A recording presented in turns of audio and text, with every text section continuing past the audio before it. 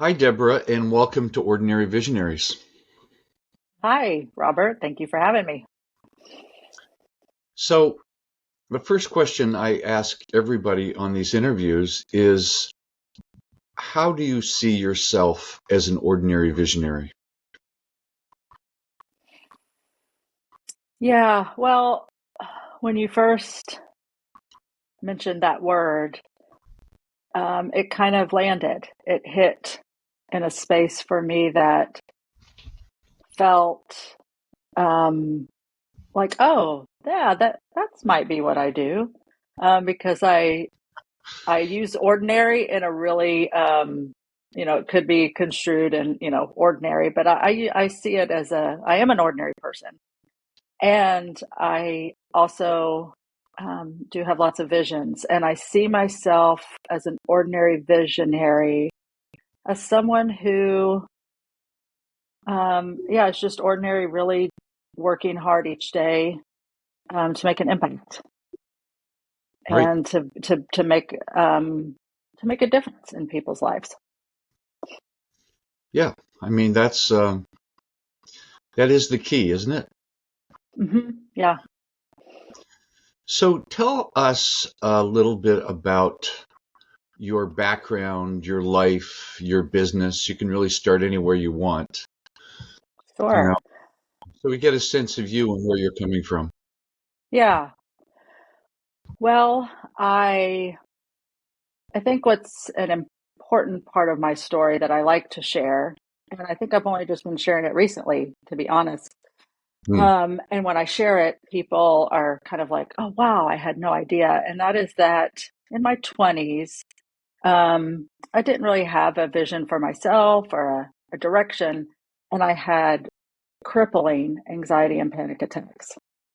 I Wow. mean, I was to the point where I couldn't, I mean, I could work. There was a restaurant I worked at and they let me, it all happened in my late 20s, right when I got engaged, actually. And I couldn't even work maybe a shift a week, like a lunch shift. And this restaurant I worked at was extremely tolerant and generous and really just let me kind of be me in that. And I did therapy and worked on it and decided that's what I was going to work on. That was my life's education, was to do personal growth work. And Hmm. I did. And the therapist I had actually began or went and was certified in a modality called focusing, primarily in a relationship focusing.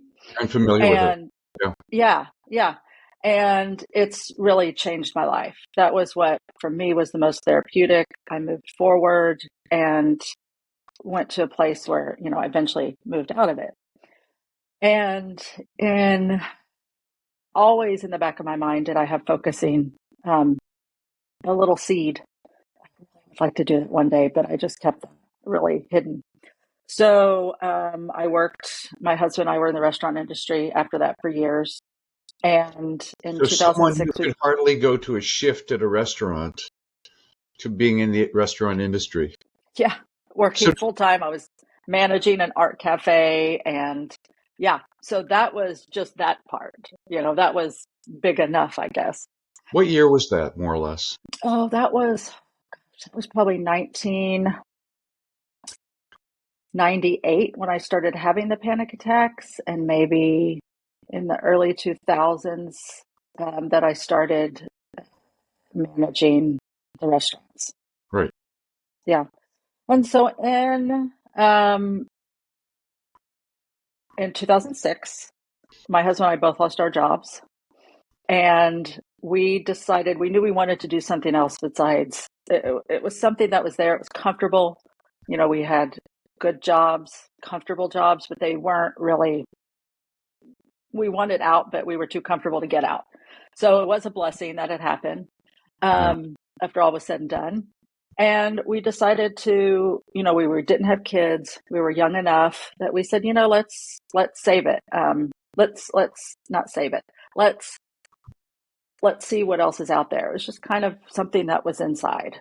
and we both were in the same place. He did go to a job interview. He was had a very good offer, and the look on his face. I mean, he came in the door and the look on his face, it just was awful. And I thought, you know what? As scared as I am thinking about where this next job is going to be, it's not worth that. So let's not do that. You know, we've wanted out, so let's keep out.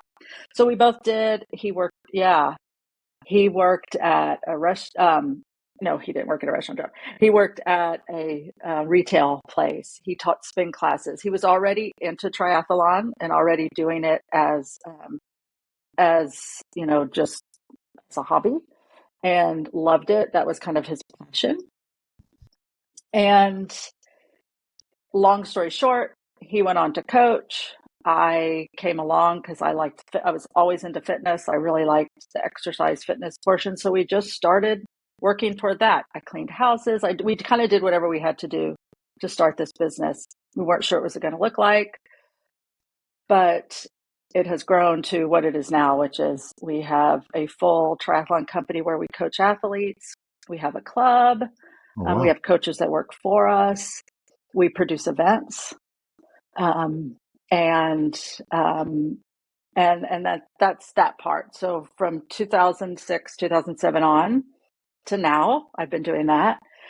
And during COVID, well, that was 15 months we didn't work. I mean, there was no events, no people were getting together. Yeah. And so we kind of got to, which was, you know, it turned out really great for us because we had the time to stop. And in that time, I had been this focusing, healing kind of journey for me had been kindling. And I kept thinking, and I spoke it out loud. And it was like, maybe I should do this. And COVID just opened up the time. So I got in touch with Ann Weiser Cornell, who worked with Gene Gendlin and then developed interrelationship focusing. That's who my therapist trained under. And I said, I'm just going to do it. So I did. And I'm actually a certified focusing professional now. And now I have just launched my Focusing Southwest company. So, Wow. yeah. It's kind of a coincidence. Anne has been a client of mine. Oh, well, I think that's how I got on your mailing list. Oh, maybe, yeah. One of her students who had a private practice in Europe, I worked with him sometime, then was referred to. Actually, she knew about me. She was on my list for some time. And I helped her developing a big course a few years ago. Oh, So wow. she's still at it. I get her emails all the time. She's always got a new program going on. So how Oh, long that's did great. that take to get trained and certified? 3 years. A little less than 3 years. A little less than 3 years. Wow. Yeah. So how do you find the time? I mean, you've got the whole triathlon thing, a little thing like that. Plus, is there an Yeah. overlap in those two things?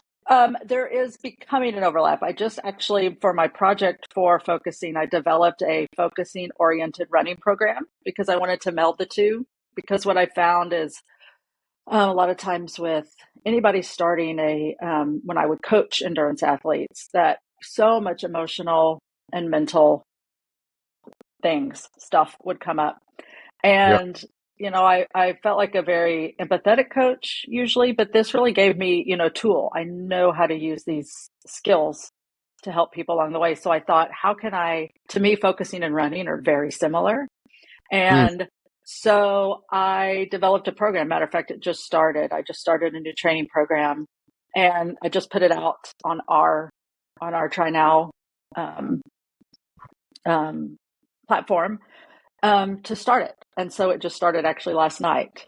And so they will overlap. And Yeah, great. I'm also in this last 3 years while I was doing that, I also got certified as a health coach so that I could really meld my endurance personal training background and profession with, health coaching seemed like a really good middle to both.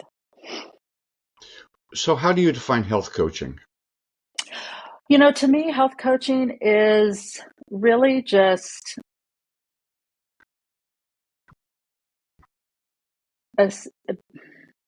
assisting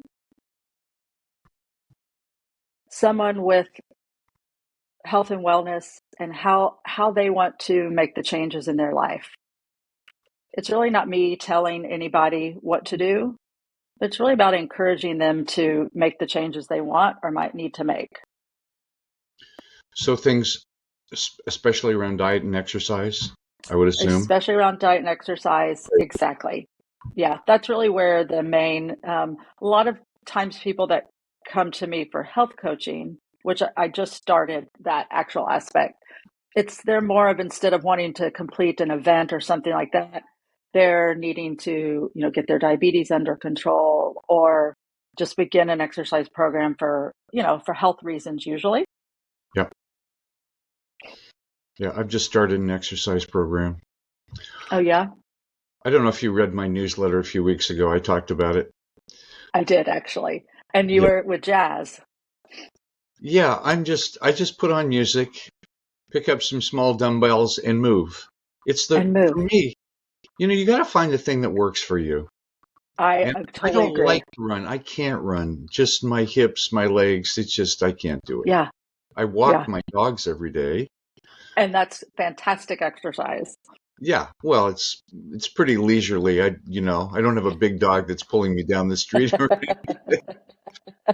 Then the evening, I turn on some music and yeah, Yeah, after a couple of weeks, I feel the benefits already. So yeah, yeah, but the thing that we forget, that a thing that a lot of us avoid, is getting help for something that we really want, but somehow we hit a wall. You know, yes, I mean, it's all about yes. that. It's like, yeah, I Mhm. want to do a triathlon or exercise or stop eating sugar or, lessen my alcohol consumption or whatever. But Right, we, right, we basically live in this place of hope and procrastination and delay, until something happens and what's happened for me is I'm getting older, and I gotta, I'm good for a few more years on the, we shall see. But anyway, so it's fun. yeah. And how movement can really make a difference in your life, and it doesn't have to be that much. I mean, Yeah, you don't even have to do it. I mean, you can just walk 20 minutes a day, and that can be life changing. yeah. Well, it was for me in a lot of ways. I've Mhm. been in my house in Boulder Creek for 20 years and wasn't out and about very much. Now I started to walk my dogs around the neighborhood and I met all these people and that changed my Right, life. yeah.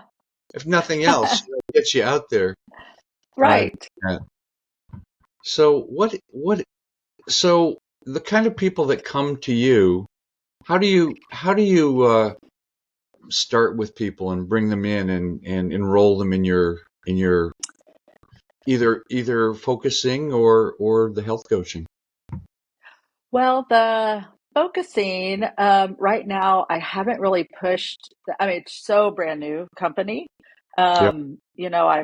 I'm mainly working with people who um, actually, a lot of my clients are therapists, which Yeah. is interesting. And I do word of mouth, so I haven't really pushed that. So how I would get them, that I really just starting with them. Health coaching, usually I find a lot of people I find through our triathlon company because we have a large database and we market programs through there.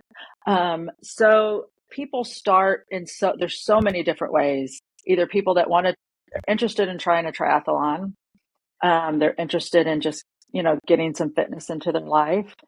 Most of the people that come to us want to start in a running or a triathlon, and they get introduced to it that way. And then they start to see, oh wow, I need some nutrition help, or I just need some help with habit change. I mean, because that's hard, doing something different. Or No wow, kidding. I'm noticing a lot of stuff coming up, or I'm hitting blocks, and focusing and health coaching can help with that. Focusing, I feel like, is the most really creates the most movement with that. If Right. people are, interested in trying it. So how actually does focusing help people from your perspective? What does it do? What's the kind of process that enables people to make changes? From To me, I think it's that inner relationship that you create, that you can really listen to yourself. You can really hear yourself. And Hmm. and to me, that is, I think that's just what always sticks out to me. That is what is so important to me, because that's what was important to me, that I could listen to myself. I could hear, all the different parts, and each one could have a place and they could have a voice. And that was something that simple was life changing. Give me an example in your life or the life of a client, keeping it confidential. Yeah. Oh gosh, there's so many. Um,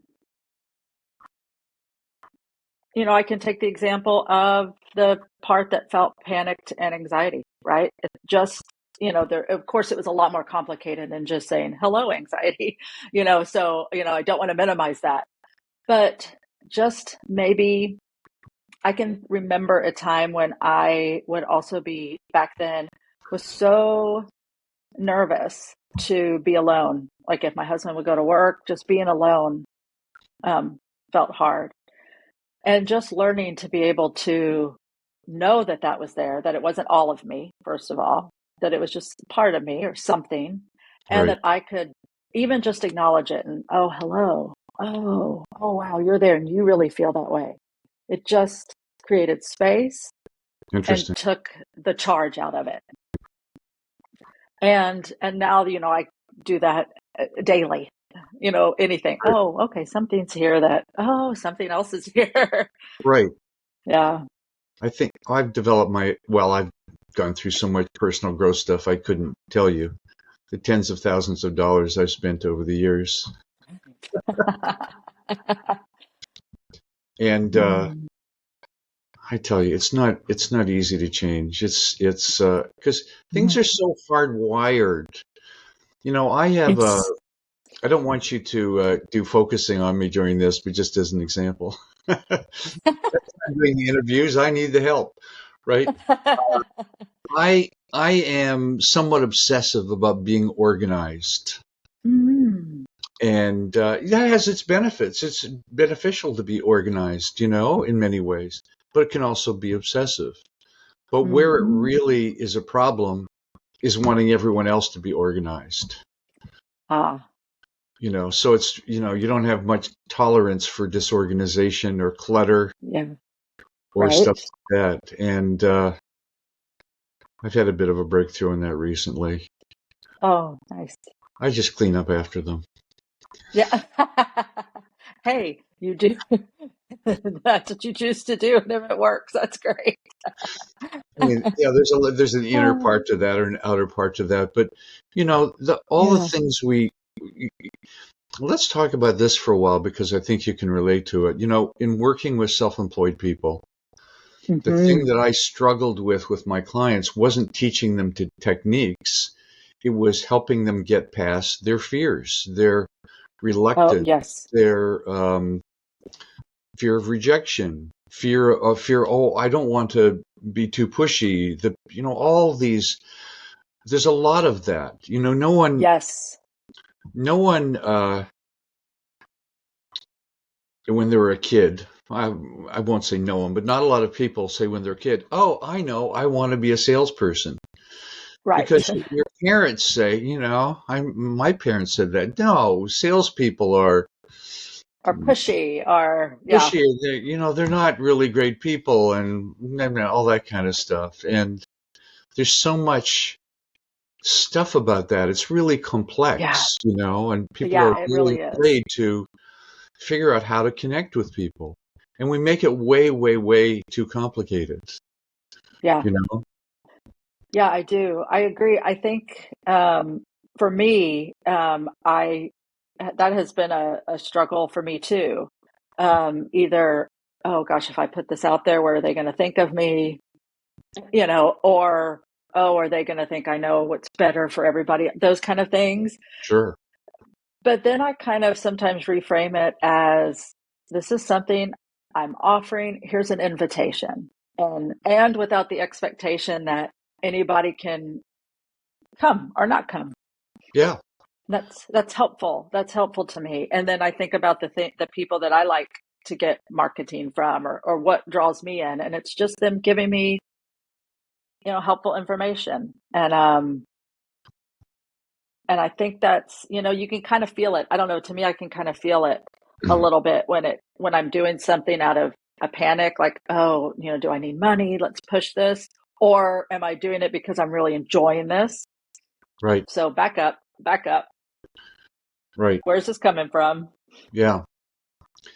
Well, it's interesting that on one hand, there's a lot of fear of promotion, but on the other hand, there are, well, especially on the internet these days and YouTube videos, et cetera, there's so much hype and nonsense. Yeah. And Yes. quite frankly, lies for Mm-hmm. people that should know better. Oh, this will transform your life overnight. All you have to do is Right. learn a 3-second process. Blah, blah, blah, blah, blah. Right. Yeah, and that's not the way it works. We fall for that because we want things fast, quick, and easy. Yeah. And then you look at triathletes, which my mind personally can't compute. I heard about triathletes a long time ago, and I said, not for me. Not even slightly for me. Oh my God. So it's interesting. Yeah, I What we'll do. pull towards, what we want pull towards, what's Yeah, excessive, what is it that how can we live our lives in a sane way that we're eating right, staying fit, not upset right. all the time, not angry and blaming people, Right. all that stuff, Yeah. How Yeah. do How we can we do how that? do we be Yeah. somewhat balanced and Yeah. present and all of that stuff? And if you Yeah. have that, and if you've worked on that, um, you have Yeah. possibilities that are not open to other people. Yeah. Yeah. And I think too that, it does take consistent work and Yeah, to keep going. yeah, I'm telling you, if I quit every time it got hard or frustrated, there were times when I would cry and say, I don't know why we're doing this stupid company. This is ridiculous. And my husband would be the one up. Thank goodness one of us was up when the other one was down. right. You know, we Yeah, never had both of us down at the same time. But yeah, it's that's it. hard. It's hard, and it all falls on you if it's your own business and you keep going. But you just keep going, and you just keep going, and at least that's what we've done, or I do. I just keep going and growing. There is such things as growing pains. It hurts to grow. It's not comfortable, but what I found is on the other side, it's so worth it. And back to the trying to, we want this 3-day miracle cure or whatever, but it is those little steps. And that's what in endurance training, which is running or triathlon, it's these little steps that, each, I told my program last night that started, it's each day that we show up to the workout and do it that gets us in our 6 to 8 weeks to our goal, right? It's the combination of all those little things. And the first time I trained for a half marathon, that's what I learned. Wow, I did something every single day, just a little bit, and it got me there. Yeah, that's how I'm taking on my exercise. Yeah, right. I turn on the music. I put the music on shuffle, so whatever comes up, it's music that has somewhat of a beat to it, and I just go slower, fast, or whatever. Yeah, The thing is to do it every day. right. And And, you enjoy it. and if you miss a day, which I did yesterday, not to feel guilty about it. I just had a crazy Right. day. I got behind on things, Yeah. and I said, Mm-hmm. okay, fine. Tomorrow, Yeah, right. Yeah, because I feel like I'm in a routine now. So, right. finding routines. Are you familiar with the James Clear book, Atomic Habits? Mm-mm. It's one of the No. best selling books. Oh, yes, I am. Yes, I am. I am. I read that it was selling Yeah. something like 50,000 copies a day or something ridiculous. It's just, Wow. Wow. I don't know, a lot. It's really a big bestseller. Yeah. But I bought it on Kindle a few years ago, but he keeps going into so many different ways to do it. There's not just one way, a way to think about Right. it, a way to try this. If it doesn't work, what do you do here? How do you, whatever. Yeah. Yeah. And I think we're Yeah. looking for a perfect solution. Right. Right. Just Right. if And only there's I no could day that's have this perfect. one thing, I'm sort of like that. I'm looking for the answer all the time. Yeah, I'm I do wise too. I enough have now I to know that isn't true, but same. Well, I have a bunch of books on my shelf. I'm sure. I love books. I love to find the book that will this is going to be it. I am yeah, going to figure out productivity and how to fit it all in by reading this book. yeah, yeah. Learning from books. Well, I read a Mhm. lot of them to, Yeah. getting to I read something like 500 books over a 10-year period Wow. Wow. until it was like they all said the same thing. I said, okay, well, I guess the main things they're saying, those are the things you should do. You should have whatever, the things you should do. Yeah, right, right, right, right. Yeah, yeah. We Hmm. already touched on this a bit about how your husband supports you and vice versa. So, Yeah, um, I have often said being in partnership in business can be the best thing in the world, or it can be the worst thing in the world. I yeah. worked with a couple years ago when I was starting my business that were a couple, and all they did was undermine each other, argue at each other. Oh, It was terrible. oh, I've seen that oh. every once, and it was impossible. So I think it's kind of a rarity for a husband and wife to have a real successful business together because there's so Yeah, many emotional issues and whatever. yep, yep. So looks like you married right, Yeah, he's a great person. and He's a good human being. you were lucky, Yeah, and you're yeah, getting yeah. personal growth. But tell me some of the things you've learned from being in partnership that way. Oh, well, one is that we can't share an office, which we did for a while. And then I had this guest room over here, and I said, "Well, why am I not in there? Get me out of here." And he said, "Get out of here." So that was one of them. Right, right, Um, right. we try to, it's very hard because we work at home. I mean, we're together all the time. But we You try have kids? to, we don't have kids. Don't have kids. Well, that makes it a little easier, obviously. That makes it a little easier. That probably would have thrown. We have dogs that we think they're our kids, um, Yeah. but we really try to, and we still work on it. And it's been since what 2006 that we've had this business together, and so Wow. it's still something we talk about and we work on and keep at the forefront because days that we take off, we try not to talk about work, but it's so easy to walk through the house and blurt out, "Hey, did you see that email?" We try to stop or ask each other, "Are you in a place to hear this?" Right. We try to keep a certain time for our meetings with the business so that we just keep it in one place. We've tried everything from writing note. Here's my notes I have for Frank, and not bringing them up at dinner or Yeah. wherever. And I think for us too, we really want each other to be happy and fulfilled and to grow, right? So if he loves to go, he loves to work out. I do too, which is good. That's helpful. But he loves music. Loves music. I know you love jazz. I love jazz. I listen to jazz all the time. Oh, do you? Um, Well, I'm a let's not big go jazz into fan. that. If we get I know, into jazz, but it exactly, will it bore won't be. everybody Yeah, to death. it'll be about Miles Davis, not about or Oh, Deborah yeah. J. But he, so just that, yeah. If he wants to go into a music festival, go. If I was just in Seattle with a friend of mine, go. I mean, we just and we work on each other. I mean, we work on ourselves so that we can work on each other together. It's constant work. It's not easy being married. It's not easy being married and running a business together. Yeah, no kidding. Well, Yeah. funny thing, I won't get into this much, but I retired and then my wife started a business Oh in, wow. in her 70s. And I won't get into it, but it's been challenging. Yeah. Well, she's got a marketer right there in the house. Oh my God. Yeah. Anyway, so Mm. that's been interesting. Yeah. So, you know, since you mentioned jazz, without getting too deep into all the artists we like or anything like that, Yeah. um, there's something for me that jazz has helped me in my business, and Hmm. and in a way, it's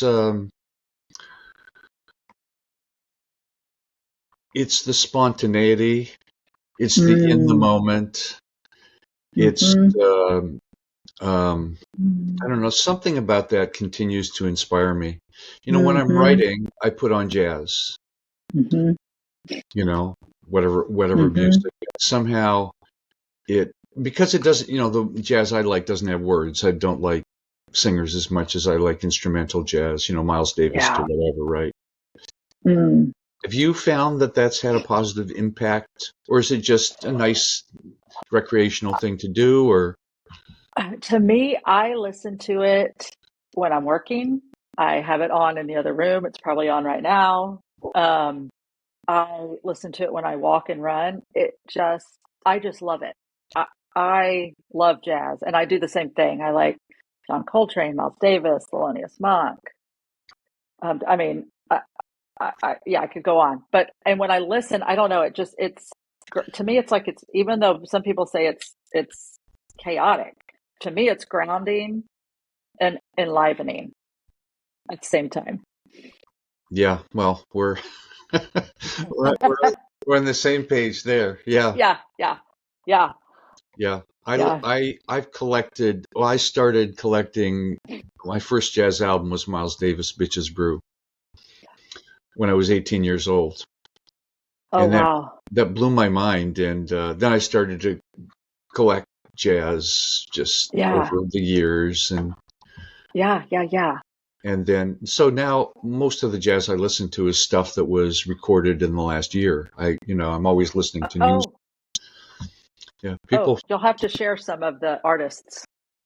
Well, I'll direct you to an article. I'll actually mention Okay. it. People are listening to this. All About Jazz is the website, and I wrote a Oh, series of articles called 72 Jazz Thrillers, and there are okay. 72 albums over the last 50 years that I think are my very favorite. Oh, nice. And I'll definitely check that out. yeah, so I had to get that out of my system. It Well, you do. took it 3 months to write it, and Wow. just yeah, it was a lot to write it. Yeah. I had to write an article once a week, and each article had 6 short album reviews of those things for 12 weeks. Yeah. Glad I did it. Now it's like, okay, not much anymore to do that. It's there though. How did you discover jazz? What was the first album Um, you listened to, or whatever, that turned you onto it? it was Horace Silver. Ah, I was in a CD shop when my husband and I were dating back in like 92 or 93. I went into a CD shop when they had CD shops, and it was a used CD shop. It was a really neat one. And I was like, what is this that's playing? I mean, it just immediately, and it was Songs for My Father, the album, or was that, okay. I know it's a song, but anyway, I just immediately went and said, what are you playing? They showed me, and I took it home that day and played it and played it and played it. And that's what started it for me. that's often how it goes, right? Yeah. Yeah. I remember being in a record store and looking for something, and the guy said, "Listen to this," and he put on a CD, and I was absolutely transfixed. This was after I'd been into jazz for a long time. It Okay. was Steve Torre, Rhythms Within, and he plays the conch shells and the trombone. Oh, cool. Yeah, it was like nothing I'd ever heard. Herbie Hancock is on the record and Okay. stuff like that. Yeah. Okay, now So yeah, I everybody. guess you like some fusion jazz too. Yeah, I don't. Yeah, I don't like heavy duty, fast electric fusion. But Yeah.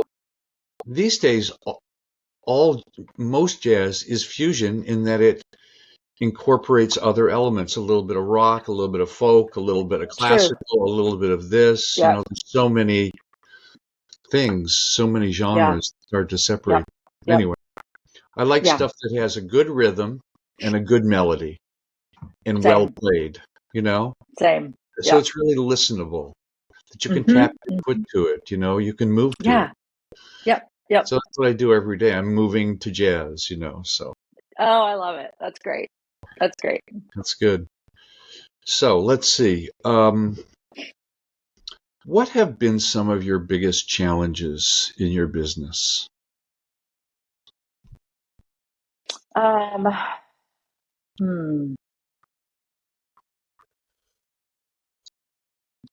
Well, I think what was hard at first was capital, having capital, because we weren't expecting to.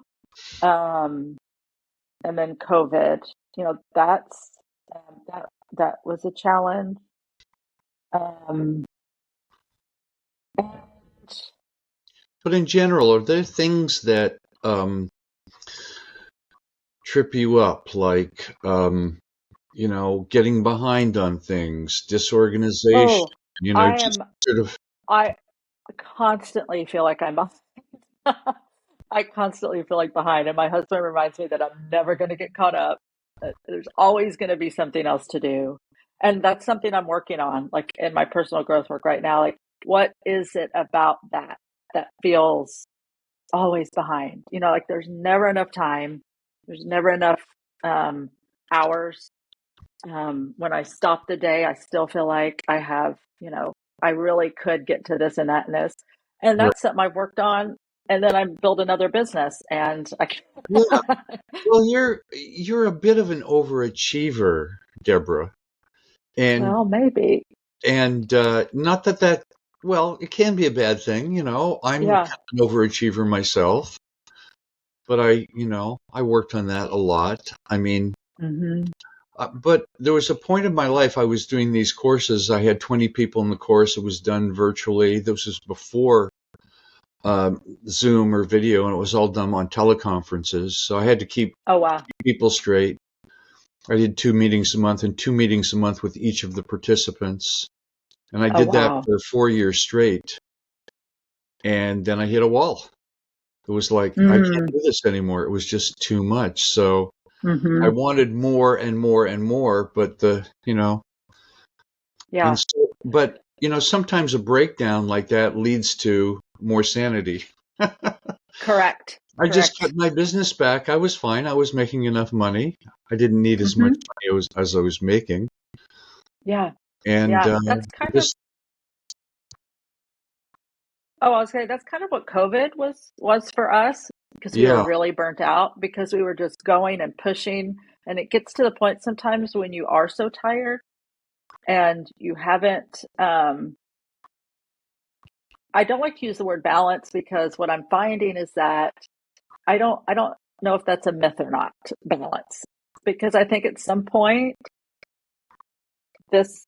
some weeks I might need to spend more time on one business. I might need sure, to spend more time with my husband. sure. So I'm starting to try to give that up so I don't beat myself up like, oh, I can't do it all. I can't get this perfect time of everything all week.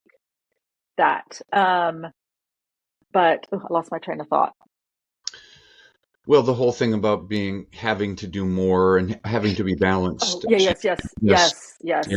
And it was COVID, and I find like when you do get tired and don't give yourself breaks, and the rest and the resourcing that you need, and you keep trying to do that, you do just hit a wall. And that's kind of where we were in COVID, which is why it ended up being a good thing because we weren't really going anywhere. We weren't growing. The business was just the event side was, but it just we were tired. You don't have much to give to people when you're coaching. And that time really was nice to just wow, we could see how we weren't taking time for ourselves, which was a big one for us, which is, helping everybody else with their workouts, but not taking an hour to to do mine. And that's important. Yeah. And all of a sudden, that doesn't make sense at all. Here I am helping It people, doesn't. and where am I?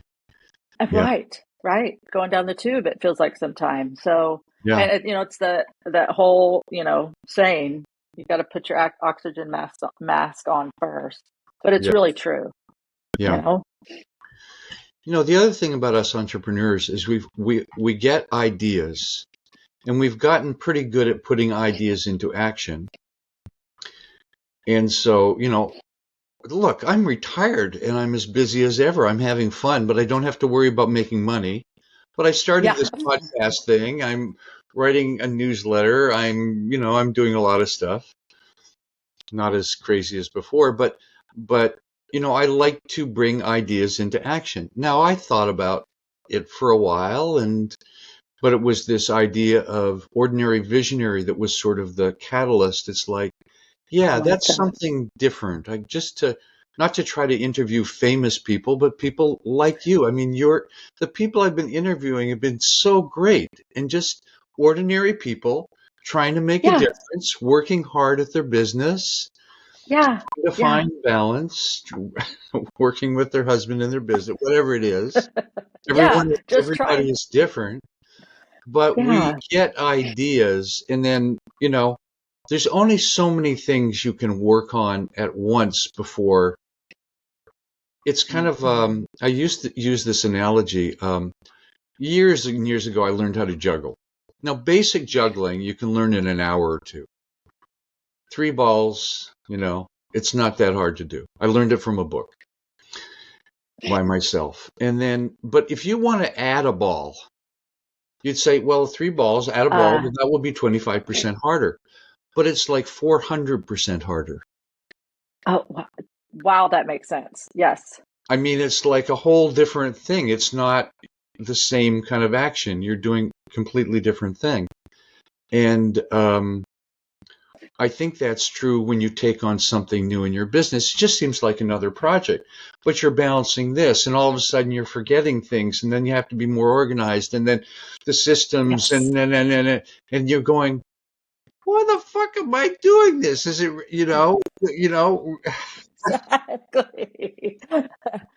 Well, my so, husband jokes because he's the vision one, and he has the ideas, and he used to come into my office, and I'm the implementer usually. oh, Um, well, that's a and good he'll come balance. in, yeah, but he comes into my office sometimes, and he'll say, "Okay, don't say no, don't say no," but Here's an because idea. I, What do you think? what do you? No, well, I can't do that. Click, shut the door. Yeah, Mhm. and do you have any employees? We do have seasonal employees that work at our events. So they work however many times a year at our events. And then we have some coaches. So we do have a couple coaches. And then we have an admin assistant, which that's just been in the last 2 years, and that's life saving. Yeah, I can imagine. It's handling all those little details and getting this posted and Yeah. Yeah. getting the editing done on the brochure, things like that, right? Or yes, right, Yeah. right. And getting, we have for events, we have to get registration set up and insurance. And, there's lists and lists, and Monday.com and I are very good friends. When I started in San Francisco. In San Francisco, I had an office downtown, and I had some assistants back then. But that was like, you know, it was pre-internet. I did a Oh, lot of yeah. mailings. Mailings take a ridiculous amount of time, things like that. Yeah, they do. Yeah. I do so much on the computer, and Yeah. so I haven't had an assistant in, I don't know, 30 years, long time. Wow. Yeah. And but then you have to realize your limitations. Given my time, given my energy, given what I want to do, what's important to me, Hmm. Hmm. you Yeah, just that's right. do everything. And we're not all meant for growth. I Yeah. wasn't meant to be a CEO of a multinational friggin' corporation. I just Same. I just don't even like big companies. They're, Same. Yes. yes, Yes. Yes. I think I of like it and working think, for them. no, I don't. And I don't want to work for it. I don't want somebody to tell me I have to come in at 9. leave it. I don't want that. No, no. No, Instead, so I'll you want take to come in at yeah, 7 and leave at 7. That would be better. exactly. Right. Yes, exactly. But I chose it. Yeah. Yeah, yeah. And So, there's the perks. It's a Tuesday afternoon and Monday afternoon. I was out of town for about 7 days, and I got in town Sunday night and Monday. It was a beautiful day here in Texas. It was like 74 degrees, and wow. we took a long walk with the dogs and said, you know what? Let's play hooky the rest of the day. And we went and saw a movie and went and ate dinner and just what we can do that. I might have to work a little more the next day, but I can do that. And I want that freedom. Yeah. I think that's an important thing. I have a friend, I'm going to be interviewing him next week. He works with businesses, and one of his main things is to help give them their freedom back. Ooh, Because yeah. if you grow a business and you do have employees, et cetera, whatever it is, you don't have the time for yourself. And it Mhm. kind of makes you think, why am I in business in the first place? Is it to make money? Yeah. I learned years and years ago, someone says making money is not the purpose of the business. It's just a policy you have. My Oh, I like that. my policy is to be profitable. Oh, So I I have like enough that. money to live on and to retire. And that's just my policy, but that's not the purpose of business. If the purpose of Yeah. business is to make money, this is what we see in this malignant corporate insanity where money wins over people, you know, Overall, right. overall. Yeah. And Yeah. yeah, we have to make money. It has to be profitable, but at what expense? Yeah. You I know, agree. and Agree. as long as let's not get into that. But I think that if you discover how to work as a self-employed professional, it's the best lifestyle in the world. You have a lot of I freedom, agree. of creativity, and Mhm. really making a difference with people, and you're close to the customer. Yeah. Yep. Yeah. And it's Yeah. We and get to it's watch fulfilling people. and enlivening, and that's what life is about. Yeah. Yeah. And the events, the weekends, we have events, and, we've worked, 3 days in the heat, 4 o'clock in the morning to 5 o'clock in the afternoon, do it again or sleep for 3 hours. But Wow. to see those, have people come up to you and say, "Oh my gosh, that was my first event," and they have their medal, and they're so happy they did it. Or they see you out somewhere and say, "Oh, you're the race director for," we've had, my husband was just somewhere yesterday, and we do a series of kids races for the city of Dallas, and one of the parents saw him and said, "Oh no, maybe it was a school we helped do a 5K." Anyway, just seeing people that way, and, "Oh, my son had the best time," or, "Wow, they," it just, wow, we get to do this. Like, I get to do this. Yeah, you are making a difference as an ordinary visionary. Yeah, So yeah. congratulations. Well, thank you. And thank you Thanks. for sharing. I feel inspired by what you've done, and Oh, awed that you've done it as a couple, which I yeah, think is really impressive. yeah, yeah, yeah. Well, thanks for having me. Yeah, thank you very, very much for Hmm. for talking today. Yeah, I enjoyed it.